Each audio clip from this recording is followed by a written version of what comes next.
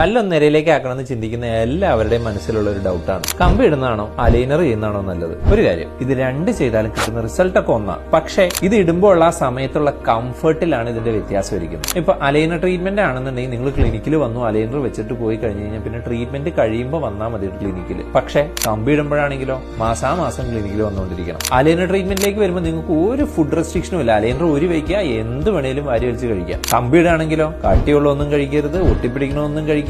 ഇനി കഴിക്കാൻ നോക്കിയാലോ ചുണ്ടും മുറിഞ്ഞ് കവിളും മുറിഞ്ഞ് വേദന എടുത്തുകൊണ്ടിരിക്കും. അലൈനർ ട്രീറ്റ്മെന്റിലേക്ക് വരുമ്പോൾ നിങ്ങളുടെ ഓറൽ ഹൈജീൻ ഒരുപാട് നന്നായിരിക്കും. ഇപ്പൊ കമ്പി ഇടുകയാണെന്നുണ്ടെങ്കിൽ ആ കട്ടയുടെ ഇടയിൽ കൂടെ ഒക്കെ ഫുഡ് കയറിയിരുന്ന് പല്ല് കേടുവരാനുള്ള സാധ്യതയുണ്ട്. അലൈനർ ട്രീറ്റ്മെന്റ് അതില്ല. അലൈനർ ട്രീറ്റ്മെന്റ് നോർമലി ഒരു 4-5 മാസം കൊണ്ടൊക്കെ ട്രീറ്റ്മെന്റ് വരും. കമ്പി ഇടാനാണെങ്കിലോ 2-3 കൊല്ലം എടുക്കും. ഇപ്പൊ ഈ കമ്പി ഇട്ടിട്ടുണ്ടെന്ന് അറിയരുത് എന്നുണ്ടെങ്കിലും അലൈനർ ട്രീറ്റ്മെന്റ് അല്ലേ നല്ലത്. അതൊരു വൈറ്റ് ട്രാൻസ്പെറന്റ് പ്ലേറ്റ്, അത് ഇട്ടിട്ടുണ്ടെന്ന് തന്നെ അറിയില്ല. കമ്പി ആണെങ്കിലോ ചിരിക്കുമ്പോ ആദ്യം ആ കമ്പി തെളിഞ്ഞിരിക്കും. അപ്പൊ ഇതൊക്കെയാണ് തമ്മിലുള്ള ഡിഫറൻസ് വരുന്നത്. ഇതുപോലുള്ള യൂസ്ഫുൾ കണ്ടന്റ്സിനായി smile on dentist page follow ചെയ്യാൻ മറക്കരുത്.